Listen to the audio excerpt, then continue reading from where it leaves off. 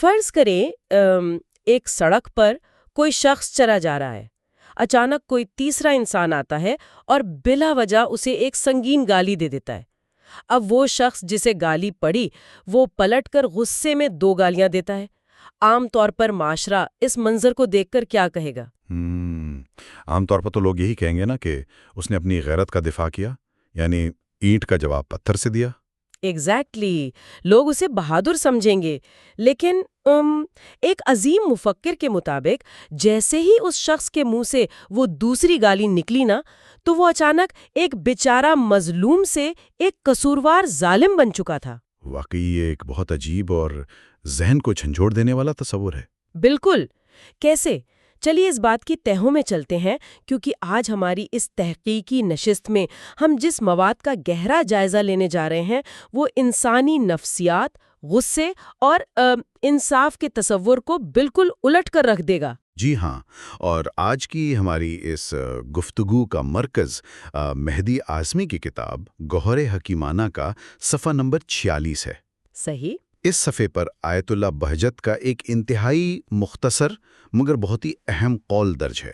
ہمارا مقصد اس عبارت کے ذریعے اس نازک حد کو سمجھنا ہے جہاں انصاف زیادتی میں تبدیل ہو جاتا ہے۔ یہ واقعی ایک ایسی ڈسکشن ہے جو ہمارے ذہن میں موجود صحیح اور غلط کے پکے خانچوں کو توڑ دیتی ہے۔ مطلب ہم عام طور پر سمجھتے ہیں کہ دنیا 2 حصوں میں بٹی ہوئی ہے، ایک طرف ظالم اور ایک طرف مظلوم، ہے نا؟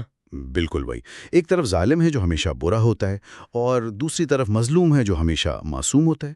لیکن یہ کتاب بتاتی ہے کہ یہ لیبلز نا کوئی لوہے پر لکیر نہیں ہے۔ یعنی یہ تصور ہمیں اس بات پر مجبور کرتا ہے کہ ہم اپنے روزمرہ کے رد عمل اور اپنے غصے کا ایک بہت ہی باریک بینی سے معائنہ کریں۔ ایگزیکٹلی۔ تو اس گہرے سفر کا آغاز کتاب کے پہلے حصے سے کرتے ہیں۔ یہاں عبارت کچھ اس طرح شروع ہوتی ہے کہ نہ صرف شہوانی امور بلکہ غصے سے بھی مکمل پرہیز کرنا چاہیے۔ صحیح۔ اب جب میں اس جملے پر غور کر رہی تھی تو میرے ذہن میں ایک بہت دلچسپ سوال اٹھا۔ مطلب شہوانی امور یا جسمانی خواہش ایک ایسی طلب ہے جو انسان کے اپنے اندر پیدا ہوتی ہے۔ انسان خود کسی چیز کی طرف کھینچا چلا جاتا ہے۔ اندر کا معاملہ ہے۔ ہاں، لیکن غصہ تو زیادہ تر ایک رد عمل ہوتا ہے نا۔ کسی نے باہر سے تکلیف دی، کوئی چوٹ پہنچائی تو نتیجے میں غصہ پیدا ہوا۔ ان دونوں بالکل متضاد جذبات کو ایک صف میں کیوں کھڑا کر دیا گیا ہے؟ یہ واقعی ایک بہت ویلڈ پوائنٹ ہے۔ یعنی ایک اندر کی خواہش اور ایک باہر کا ری ایکشن۔ مجھے لگتا ہے اس کے پیچھے کوئی بہت گہرا نفسیاتی راز ہے۔ اگر ہم اسے ایک مثال سے سمجھیں، جیسے گاڑی کی بریک فیل ہو جائے۔ اچھا، گاڑی کی مثال؟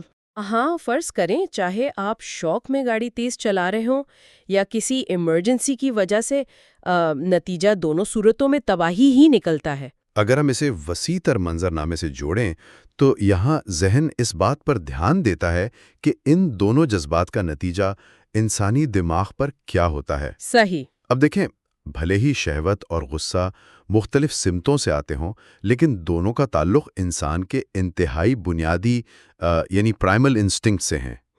ایوولوشنری سائیکالوجی کے مطابق شہوت کسی چیز کو حاصل کرنے یا کنزیوم کرنے کی شدید ترین خواہش ہے، جبکہ غصہ کسی خطرے کو دور کرنے یا اسے ڈسٹروائے کرنے کی شدید ترین خواہش ہے۔ ان دونوں صورتوں میں دماغ کا وہ حصہ جو منطق، حساب اور عقل کا مرکز ہے، جسے پری فرنٹل کارٹیکس کہتے ہیں، وہ پریکٹیکلی سوئچ آف ہو جاتا ہے۔ بالکل، انسانی عقل پوری طرح بائی پاس ہو جاتی ہے۔ یعنی دماغ کا لاجیکل انجن بند ہو جاتا ہے اور ہم پیورلی جانوروں والے سروائیول موڈ میں چلے جاتے ہیں۔ جی ہاں، اور وہی آپ کی گاڑی والی مثال یہاں بالکل فٹ بیٹھتی ہے۔ ایک صورت یہ ہو کہ ڈرائیور شوق اور خمار میں تھرل کے لیے گاڑی کو لمٹ سے زیادہ تیز کر دے، جو کہ شہوت کی مثال ہوئی۔ ایگزیکٹلی۔ اور دوسری صورت یہ ہو کہ اچانک سامنے کوئی رکاوٹ آ جائے اور گھبراہٹ یا رد عمل میں اس کا گاڑی سے کنٹرول ختم ہو جائے، جو کہ غصے کی مثال ہوئی۔ دونوں صورتوں میں اہم بات یہ نہیں ہے کہ کنٹرول کیوں کھویا، بلکہ اہم بات یہ ہے کہ سٹیئرنگ وہیل پر اب کوئی نہیں ہے۔ نتیجہ دونوں صورتوں میں تباہی ہے۔ بہت خوبصورتی سے اس بات کو واضح کیا گیا ہے سورس مٹیریل میں۔ اصل مدعا اس سٹیئرنگ وہیل کا چھوٹ جانا ہی ہے۔ اور اس میں ایک اور دلچسپ پہلو یہ ہے کہ ہمارا معاشرہ ان دونوں جذبات کو بالکل الگ الگ نظروں سے دیکھتا ہے۔ ہاں یہ تو ہے۔ معاشرہ شہریوانی امور کے بے قابو ہونے کو تو فوراً برا سمجھتا ہے، لیکن غصے کے بے قابو ہونے کو اکثر بہادری یا غیرت کا نام دے دیا جاتا ہے۔ لوگ سمجھتے ہیں کہ غصہ طاقت کی علامت ہے، جبکہ اصل میں وہ کنٹرول کھونے کی علامت ہے۔ بالکل۔ لیکن آیت اللہ بہجت ان دونوں کو ایک پلے میں رکھ کر یہ واضح کر رہے ہیں کہ عقل کا ضائع ہونا کسی بھی صورت میں قابل قبول نہیں، چاہے غصہ آنے کی وجہ کتنی ہی جائز کیوں نہ لگتی ہو۔ جب عقل نے ساتھ چھوڑ دیا تو انسان اپنے اخلاقی مرکز سے گر گیا۔ صحیح۔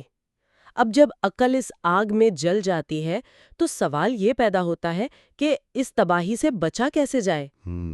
یہاں تحریر ایک ایسی راہ دکھاتی ہے جو سننے میں آسان لیکن عمل میں بے حد مشکل ہے۔ کتاب کہتی ہے کہ اگر کوئی کسی کو گالی دے تو اسے معاف کر دینا صرف ایک بہتر فعل نہیں بلکہ اولیٰ ہے۔ اولیٰ یعنی سب سے اعلیٰ، سب سے سپیریئر راستہ۔ جی ہاں، اولیٰ کا درجہ دیا گیا ہے۔ تو اس سب کا اصل مطلب کیا ہے؟ اگر ایک عام انسانی شعور کے مطابق سوچ کر دیکھیں تو یہ بہت ناانصافی لگتی ہے۔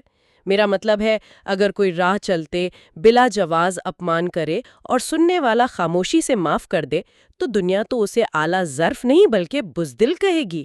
معاشرے کا رویہ تو وہی ہے۔ ہاں، لوگ کہیں گے کہ اس میں ہمت نہیں تھی جواب دینے کی۔ کیا اس طرح بنا کچھ کہے چپ رہنا انسان کی سیلف ریسپیکٹ کو پامال نہیں کرتا؟ مجھے لگتا ہے کسی بھی عام انسان کے ذہن میں سب سے پہلا سوال یہی آئے گا۔ یہاں جو بات سب سے زیادہ حیران کن ہے وہ یہ ہے کہ ہمیں طاقت اور کمزوری کے مفہوم کو دوبارہ سیکھنے کی ضرورت ہے۔ نفسیاتی طور پر اگر دیکھا جائے تو جو شخص گالی دے رہا ہے وہ اصل میں اپنا ایک سائیکولوجیکل جال پھینک رہا ہے۔ اچھا، ایک جال؟ جی، وہ جاتا ہے کہ سامنے والا اس کے الفاظ سے چوٹ کھائے، اس کا کورٹیزول اور ایڈرینلین لیول بڑھے اور وہ اپنے ہوش کھو بیٹھے۔ جب کوئی شخص گالی سن کر پلٹ کر واپس گالی دیتا ہے تو وہ اصل میں اس حملہ آور کے بچھائے ہوئے جال میں پھنس چکا ہوتا ہے۔ یعنی اس نے اپنے جذبات کا ریموٹ کنٹرول سامنے والے کے ہاتھ میں تھما دیا۔ ایگزیکٹلی۔ یعنی حملہ آور کی جیت اس وقت نہیں ہوتی جب وہ گالی دیتا ہے بلکہ اس وقت ہوتی ہے جب وہ ہمیں اپنے درجے تک نیچے گرانے میں کامیاب ہو جاتا ہے۔ وہ ہمیں اسی کیچڑ میں اتارنا چاہتا ہے جس میں وہ خود کھڑا ہے۔ واقعہ ایسا ہی ہے، اور اسی لیے معافی کو اعلیٰ کہا گیا ہے۔ ہم عام طور پر معافی کو ایک پیسیو یا کمزور عمل سمجھتے ہیں، جیسے کسی نے ہتھیار ڈال دیے ہوں، لیکن حقیقت میں معافی ایک انتہائی فعال، ایکٹیو اور طاقتور چناؤ ہے۔ صحیح، ایک طاقتور چناؤ۔ جب کوئی شخص گالی سن کر بھی مسکراتا ہے یا خاموش رہتا ہے تو وہ بغیر الفاظ کے یہ اعلان کر رہا ہوتا ہے کہ میرا عقلی اور جذباتی وجود تمہارے چند سستے الفاظ کا محتاج نہیں ہے۔ وہ شخص اس غصے اور لڑائی کے اس چین ریئیکشن کو وہیں توڑ دیتا ہے۔ بالکل، آگ کو آگ سے نہیں بجھایا جا سکتا، اسے صرف پانی ہی ٹھنڈا کر سکتا ہے۔ جی ہاں، معافی کا عمل اس آگ پر پانی ڈالنے کے مترادف ہے جہاں آپ سامنے والے کے وار کو ہوا میں ہی بے اثر کر دیتے ہیں۔ یہ سیلف ریسپیکٹ کے خلاف نہیں بلکہ اپنے نفس پر عظیم ترین کنٹرول کی علامت ہے۔ یہ تصور تو بالکل روح کو سکون دینے والا ہے کہ آپ نے اپنی طاقت کو اپنے اندر محفوظ رکھا۔ لیکن اب دیکھیں، انسان آخر انسان ہے۔ ہم فرشتے تو نہیں ہیں کہ ہر وقت اور ہر صورتحال میں اس اعلیٰ مقام پر فیض رہیں۔ بالکل، انسانی کمزوری تو ہے۔ اور یہ کتاب اس انسانی اور بشری کمزوری کو تسلیم کرتی ہے۔ تحریر آگے سفر کرتی ہے اور بتاتی ہے کہ اگر معاف کرنا ممکن نہ ہو، اگر دل میں اتنی وسعت نہ ہو تو پھر کیا کیا جائے؟ پھر کیا حکم ہے؟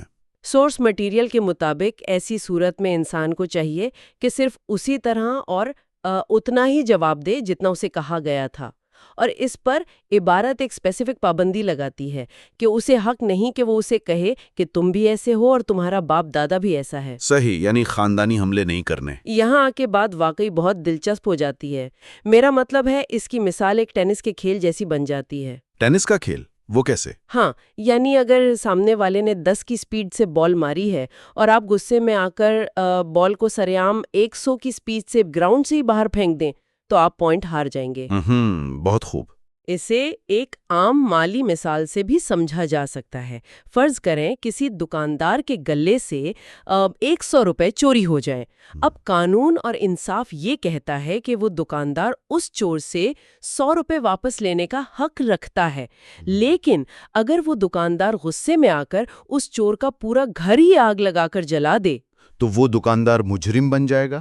بالکل، کل کو عدالت میں وہ دکاندار شکار نہیں بلکہ ایک سنگین مجرم کہلائے گا۔ مسئلہ یہ ہے کہ جب ہمارے جذبات عروج پر ہوتے ہیں تو کیا برابری کا یہ حساب رکھنا واقعی ممکن ہے؟ انسانی فطرت کی سب سے دردناک ریالٹی یہی ہے کہ غصے میں حساب رکھنا ناممکن سا لگتا ہے۔ دنیا کے کسی بھی نفسیات دان سے پوچھ لیں، غصے میں دماغ صرف برابر کا بدلہ لینے پر راضی نہیں ہوتا۔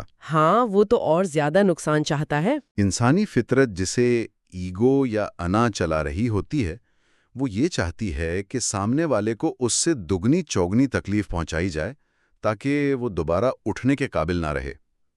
جب کسی کو غالب پڑتی ہے تو انا کہتی ہے کہ اس کی نسلوں پر تنقید کرو، اس کے پورے خاندان کو لپیٹ میں لو تاکہ اس کی ذات مکمل طور پر تباہ ہو جائے۔ یعنی انا صرف دفاع نہیں چاہتی، وہ اینیہیلیشن چاہتی ہے، مکمل تباہی۔ ایک لفظ سننے کے بعد دماغ چاہتا ہے کہ 10 لفظ بول کر اس بندے کا وجود ہی مٹا دیا جائے۔ مگر انصاف یا عدل کی تعریف یہ نہیں ہے۔ عدل کا لغوی اور فلسفیانہ مطلب ہے کسی چیز کو اس کی ٹھیک ٹھیک جگہ پر رکھنا۔ یہ ایک ترازو کی طرح ہے جس کی سوئیاں بالکل برابر ہونی چاہیے۔ ترازو کا برابر ہونا ضروری ہے۔ اگر سامنے والے نے کسی کی ذات پر حملہ کیا ہے تو انصاف کا تقاضا صرف وہاں تک محدود ہے۔ اگر غصے میں آ کر جواب دینے والے نے اس لڑائی میں سامنے والے کے معصوم باپ، دادا یا خاندان کو شامل کر لیا جن کا اس واقعے سے کوئی دور دور تک واسطہ ہی نہیں تھا، تو اس نے انصاف کے ترازو کا پلڑا خود توڑ دیا۔ جی ہاں، اس نے ایک ایسے انسان پر حملہ کر دیا جو وہاں موجود ہی نہیں تھا۔ یہ عدل نہیں رہا، یہ سری زیادتی بن گئی، اور جب عدل کی پٹی آنکھ سے اتر جاتی ہے تو انسان اپنے حق سے تجاوز کر بیٹھتا ہے۔ یہ باریک بینی واقعی حیران کن ہے۔ ایک عام سی بحث میں اپنے اختیار اور حق کو پہچاننا کتنا مشکل ہے۔ اور یہی پوائنٹ ہمیں اس تحریر کے سب سے آخری، سب سے سنگین اور دماغ کو گھمانے والے نتیجے کی طرف لے جاتا ہے۔ صحیح، آخری حصہ۔ کتاب اس پوری بحث کو اس نتیجے پر سمیٹتی ہے کہ اس طرح کہنا زیادتی ہے۔ پہلے تم مظلوم تھے، لیکن اس طرح کہنے کے بعد ظالم ہو گئے ہو۔ یعنی اگر بدلہ لینے میں زیادتی کی جائے اور حد کراس کی جائے تو جو شخص اس لڑائی کے آغاز میں شکار تھا، اوپریس تھا، وہ اس زیادتی کے فوراً بعد ایک ظالم بن جاتا ہے۔ یہ بہت بڑا کلیم ہے۔ بالکل۔ اور ٹھہریے، ایک عام شعور کی آواز یہاں بہت زور سے اعتراض کرتی ہے۔ یہ قانون سننے میں اس پہلے بیچارے مظلوم کے ساتھ بہت بڑی ناانصافی اور سختی محسوس ہوتا ہے۔ سوچئے نا، جس شخص نے بلا وجہ لڑائی شروع کی، جس نے بنا کسی اکساوے کے پہلی گالی دی، اصل فتنہ تو اس نے برپا کیا۔ غلطی تو اسی کی تھی بنیادی طور پر۔ ہاں، غلطی تو اسی کی ہے۔ اگر رد عمل میں دوسرا شخص جذبات میں تھوڑا سا بہک گیا یا اس نے ایک دو باتیں زیادہ کہہ دیں تو کیا اس سے مظلومیت کا تاج چھین کر اسے بھی اسی شیطان کی صف میں کھڑا کر دیا جائے گا؟ کیا ایک حد پار کرنے پر بیچارے شکار کے لیے ساری ہمدردی ختم ہو جانا ایک کٹھور فیصلہ نہیں ہے؟ اس سے ایک بہت اہم سوال جنم لیتا ہے۔ یہ اعتراض بہت فطری اور وزنی ہے، اور عام طور پر انسانی دل اس بات کو قبول کرنے سے انکار کرتا ہے۔ ہم عادی ہیں کہ جن کے ساتھ پہلی دفعہ ظلم ہو، ہم ان کو لائف ٹائم مظلوم کا کارڈ دے دیتے ہیں۔ بالکل، ہمیں ان سے ہمدردی ہوتی ہے نا۔ لیکن یہاں ہمیں جذبات کی آئینک اتار کر صرف انصاف کی آئینک پہننی ہوگی۔ انصاف اندھا ضرور ہوتا ہے، لیکن وہ ایموشنل نہیں ہوتا۔ جس نے لڑائی شروع کی، اس میں کوئی شک نہیں کہ وہ ظالم ہے، اور ابتدائی قصور اسی کا ہے۔ صحیح۔ لیکن مظلوم ہونے کا سٹیٹس کسی انسان کو کوئی بلینک چیک یا کھلی چھٹی فراہم نہیں کرتا کہ اب وہ جو چاہے کرے اور اس سے کوئی سوال نہیں پوچھا جائے گا۔ اچھا، یہ بات اب سمجھ آتی ہے۔ یعنی وکٹم ہوڈ کوئی ڈھال نہیں ہے جس کے پیچھے چھپ کر خود گناہگار بننے کا لائسنس حاصل کر لیا جائے۔ بالکل نہیں۔ مظلومیت کا درجہ کسی شخص کو صرف اور صرف اپنے دفاع کا اور برابر کے انصاف کا حق دیتا ہے۔ جیسے ہی کوئی اپنے دفاع کی اس مقرر حد سے 1 ملی میٹر بھی آگے بڑھتا ہے، فرض کریں سامنے والے نے ایک لفظ بولا اور بدلے میں پوری سوچ سمجھ کے ساتھ 2 لفظ بول دیے گئے۔ تو وہ جو دوسرا لفظ ہے وہ دفاع نہیں ہے۔ ایگزیکٹلی، وہ ایک بالکل نیا فریش حملہ ہے، اور اس نئے حملے کے نتیجے میں وہ شخص مظلوم کے مقام سے گر کر خود ان حدود کو توڑنے والا ظالم بن جاتا ہے۔ یہ سبق ہمیں بتاتا ہے کہ ظالم اور مظلوم کوئی پرماننٹلی چپکے ہوئے لیبلز نہیں ہیں جو ساری زندگی انسان کے ماتھے پر لگ گئے ہوں۔ یہ تو انسان کے اپنے اعمال ہیں جو ہر گزرنے والے سیکنڈ اور ہر گزرنے والے لفظ کے ساتھ اس کا رتبہ طے کر رہے ہیں۔ یہ تصور سچ میں ذہن کے بند جالے کھولنے والا ہے کہ ہم وقت کے ہر لمحے میں اپنی ہر سرگرمی سے یہ فیصلہ کر رہے ہوتے ہیں کہ ہم ترازو کے کس پلڑے میں کھڑے ہیں۔ جی ہاں۔ اگر ہم اس گہرے جائزے کو جو مہدی آسمی کی کتاب گوہر حکیمانہ کے اس چھوٹے سے صفحہ 46 پر مبنی تھا اسے سمیٹنا چاہیں تو ہم نے کیا دیکھا؟ سب سے پہلے تو یہ سمجھ آیا کہ غصہ صرف ایک معمولی ری ایکشن نہیں بلکہ ہماری عقلی صلاحیتوں کا سوسائڈ ہے، جہاں پری فرنٹل کارٹیکس کا سوئچ آف ہو جاتا ہے۔ صحیح، اور اسی لیے اسے پرہیز اتنا ہی لازمی ہے۔ پھر ہم نے یہ دیکھا کہ معافی مانگنا یا معاف کرنا کمزوری نہیں بلکہ اپنے جذبات کا کنٹرول خود اپنے پاس رکھنے کی ایک انتہائی فعال اور طاقتور جنگ ہے جس سے حملہ آور کی چال ناکام ہوتی ہے۔ اور اس کے بعد وہ سنگین حقیقت، وہ سنگین حقیقت کہ اگر کوئی معاف نہیں کر سکتا تو اس پر عدل اور انصاف کے وہ انتہائی باریک اور سٹرکٹ پیمانے عائد ہوتے ہیں جہاں بدلہ صرف لفظ بلفظ اور برابر ہونا لازمی ہے۔ بالکل۔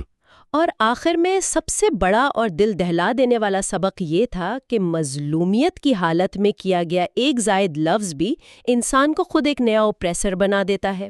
اور اگر ہم اس سبق کی عملی اہمیت کو آج کے دور میں دیکھیں نا تو اس کی ضرورت پہلے سے کہیں زیادہ محسوس ہوتی ہے۔ ہمیں اس نالج کو کسی قدیم فلسفے کی کتاب تک محدود نہیں رکھنا چاہیے۔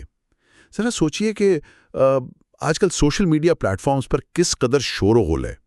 سوشل میڈیا تو اس عملی مثال کا سب سے بڑا اور خطرناک میدان بن چکا ہے جہاں ایک چھوٹی سی چنگاری منٹوں میں جنگل کی آگ بن جاتی ہے۔ وہاں پر آئے روز لوگ کسی دوستی کی بحث یا کسی خبر پر ایک دوسرے سے اختلاف کرتے ہیں۔ ایک شخص کوئی چبھنے والا کامنٹ کرتا ہے اور پھر دیکھتے ہی دیکھتے وہ عام سی بحث ذاتی حملوں کا روپ دھار لیتی ہے۔ ایسا روز ہوتا ہے۔ لوگ منٹوں میں ایک دوسرے کے خاندان، ان کی نسلوں، ان کے بیک گراؤنڈ پر ایسے حملے کرتے ہیں کہ پڑھنے والے دنگ رہ جائیں۔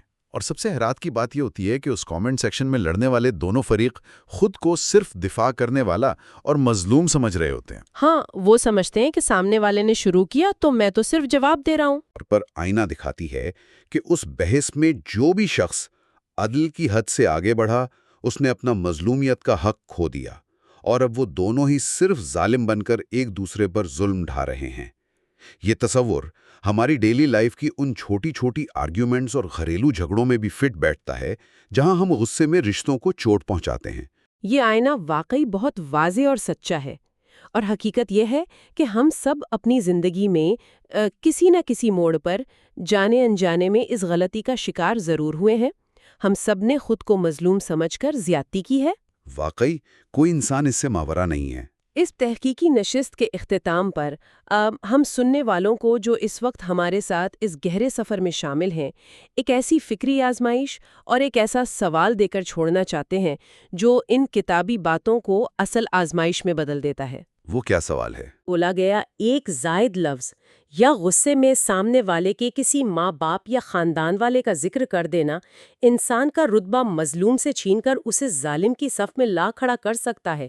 تو عام زندگی میں کیا یہ واقعی ممکن ہے؟ مطلب جب دل کی دھڑکن 200 کی سپیڈ پر ہو، جب خون ابل رہا ہو اور غصہ اپنے پورے عروج پر ہو، تو کیا سچ میں دماغ کے لیے یہ ٹیکنیکلی اور پریکٹیکلی ممکن ہے کہ وہ الفاظ کو ترازو میں ڈال کر بالکل برابر ناپ تول کر بولے؟ یہ بہت بڑا پوائنٹ ہے۔ کیا ہمارا دماغ ایسی ہوش ربا حالت میں ایموشنل میتھ یا جذباتی حساب کتاب 0-0 پر لا سکتا ہے؟ یا پھر اس پوری گفتگو کا اصلی اور چھپا ہوا پیغام یہ ہے کہ ایسی تناؤ کی صورتحال میں خاموشی اور معافی ہی وہ اکلوتا اور واحد راستہ بچتی ہے جو ہمیں کسی کا شکار ہونے کے بعد خود ظالم بننے سے بچا سکتی ہے؟ اچھا، یعنی آگ میں ہاتھ ڈالنا ہی نہیں؟ بالکل، کیونکہ اگر بدلہ لینے چلے تو حد سے گزر جانے کا خطرہ تو ہر نکلنے والے لفظ کے ساتھ سر پر لٹکتا ہی رہے گا نا۔ یہ ایک ایسی سنگین حقیقت اور ایسا آئینہ ہے جس میں دیکھنے کے بعد ہر انسان اپنے رویوں پر اکیلے میں بیٹھ کر سوچنے پر مجبور ہو جاتا ہے۔ یہ واقعی ایک بے باک اور ذہن کو کھولنے والا سوال ہے۔ اس بات میں چھپے نتیجے پر غور کرنا انسانی اخلاقیات کو بہتر بنانے کی طرف پہلا قدم ثابت ہو سکتا ہے۔ اس گہرے اور راستے بدل دینے والے سفر میں ہمارے ساتھ جڑے رہنے کا بہت شکریہ۔ اس سوال کی گونج کو اپنے ذہن میں رہنے دیجیے اور اس پر غور ضرور کیجیے گا۔ ملتے ہیں اگلی تحقیقی نشست میں۔